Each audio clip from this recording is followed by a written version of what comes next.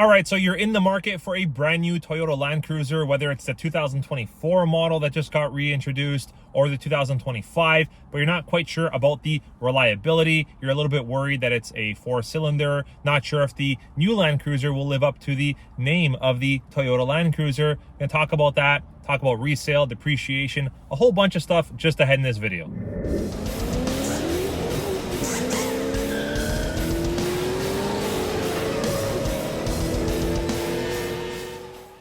All right, first things first, guys, the Toyota Land Cruiser, yes, it can be a family SUV. Yes, it can be your daily driver, your commuter vehicle, whether it's in the city or on the highway, but its roots are for off-roading. This is an off-roading truck, SUV, vehicle, whatever you want to categorize it under, but it is an off-roading specialized vehicle.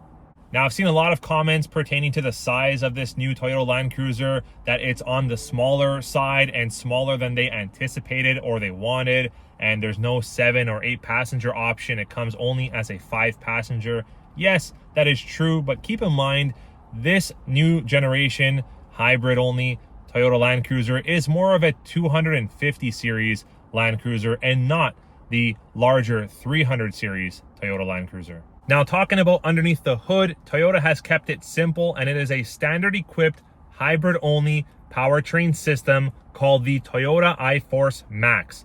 I know it's not a V8 or a V6, but does it matter when you're still getting 326 horsepower and an available 465 pound-foot of torque?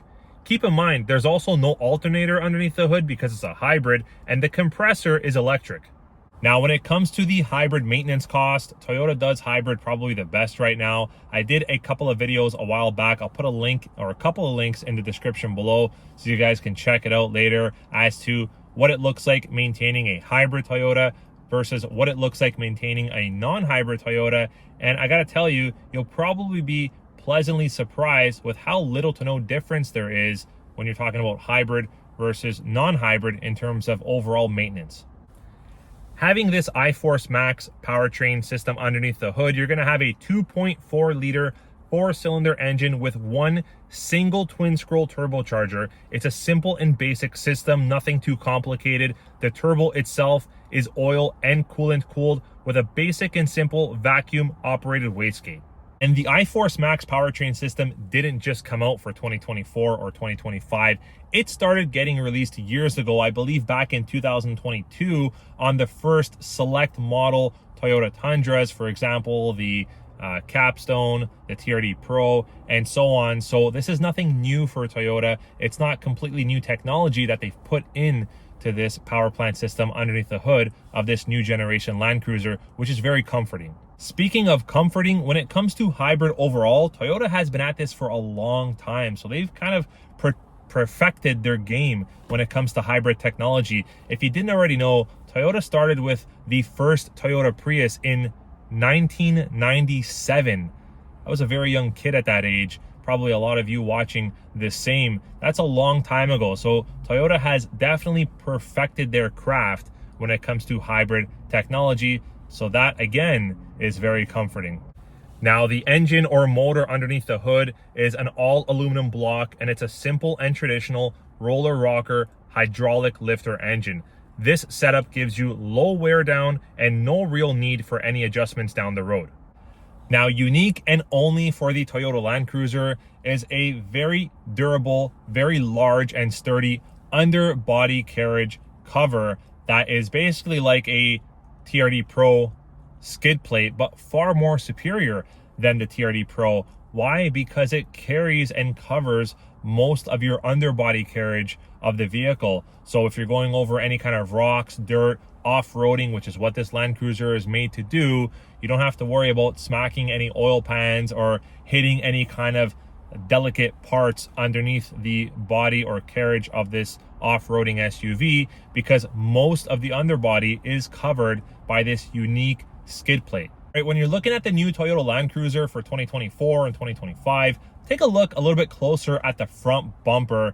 You might notice and see that there's a lot of seams and lines and grooves and separation overall on a lot of these different panels and there's a lot of different panels, I should say, on the front bumper. It almost looks like it's put together like a Lego piece or a puzzle, and that is intentional. Bumpers like this are called multi-divided front bumpers, and they have a little bit of extra space between each panel and each section, and that is because when you get into a little bit of a hit or something hits your vehicle, whether it's off-roading or whether it's in a small fender bender or collision, that single piece has a bit more space to move, and there's a little bit of playroom so that it doesn't smash and doesn't damage most or all of the bumper or the piece next to it. Also keep in mind, because of this, when you do damage a piece of the front bumper, whether it's the corner, the middle, the front, the side, whatever the case is, you can potentially save yourself some cost by replacing only that damaged piece and not the entire front bumper, which would cost you thousands of dollars. You're able to just replace the piece or that section that got damaged and leave the rest alone, which is pretty cool and cost effective. On the interior, all the Toyota Land Cruisers give you the next generation or newest generation multimedia system that gives you the wireless Apple CarPlay, wireless Android Auto, cloud-based navigation capability, Drive Connect capability, and more. And keep in mind, all the new Toyota Land Cruisers come with Toyota Safety Sense 3.0, which is currently one of the highest standards of Toyota Safety Sense offered from the company. Focusing again on the interior, it's all new and unique to the Land Cruiser. Panels, steering wheel, accents, trims, the quality itself is top-notch quality, even on base trims like the 1958. These finishes feel and look like they will live up very well over the years to wear and tear. The base MSRPs on models like the 1958 starting at $69,290 plus your destination, transportation fees, and taxes. Let's go over resale and depreciation a little bit. Yes, it will depreciate. Almost every vehicle does. You've got to expect that. But I do believe the rate at which it will depreciate will be a lot less, smaller, and slower for a few reasons, which you'll be happy to know about. Let's go over them. First things first is the obvious. It's a hybrid. And like I mentioned already a few times in this video, Toyota is known for their hybrid technologies. We do it the best. We've been doing it the longest.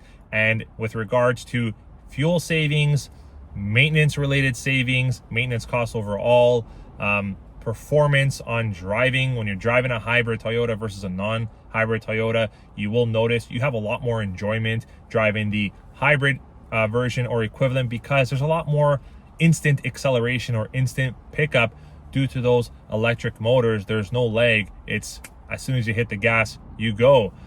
So Toyota has a proven track record of all of these things, which definitely help in terms of resale value. So that was number one. Number two would have to do with the fact of the availability overall of the Toyota Land Cruiser for 2024 and 2025. It is not a massively produced vehicle like Highlander, RAV4, Toyota Corollas. The Land Cruiser is a little bit more niche, and you may already know from watching this video, finding the exact one you want could be sometimes a little bit of a challenge, and you may have to factory order that vehicle and wait some time until it comes in. Things like this actually do help in terms of value proposition, resale value, overall depreciation, because they're not readily and immediately available, which helps to preserve its value. All right, that was reason number two. Reason number three would have to be that this is nothing new for Toyota in terms of territory of a Toyota Land Cruiser. It's not the first time Toyota came out with this model or this kind of model. The name Land Cruiser has already proven itself time and time again, and it's been out for a while already. Toyota just reintroduced it in a new generation in one of the most trusted hybrid power plants underneath the hood, the iForce Max. So now all that's left to do is for this new generation Land Cruiser to live up to that very high and amazing expectation of the previous Toyota Land Cruisers, which I know this model and generation Land Cruiser will easily do that. If you guys recall earlier in my video, I used a lot of the words like simple and basic when I was describing the powertrain underneath the hood, the motor itself, the iForce Max setup, and that's really what you want in any kind of vehicle, you want simple and basic. You don't really want anything overly complicated, something that might be difficult to service or maintain. And to sum it up, when it comes to reliability, you're buying a hybrid Toyota from a company that does hybrid the best and has been doing it the best for a long time. Combine that with great resale value and some of the most sophisticated off-roading capabilities in a publicly available vehicle, and you have yourself a hybrid masterpiece. So tell me in the comments below, what model Toyota Land Cruiser are you after? Are you after the 1958, the premium package, the Land Cruiser standard model? I gotta say right now, the hottest packages are the 1958 and the Land Cruiser Premium. The other one's just kind of sitting there in the middle. Obviously, no more first edition. That one is long gone for 2024 and not coming for 2025. I hope you guys enjoyed this video and review. We'll catch you on the next one. Take care.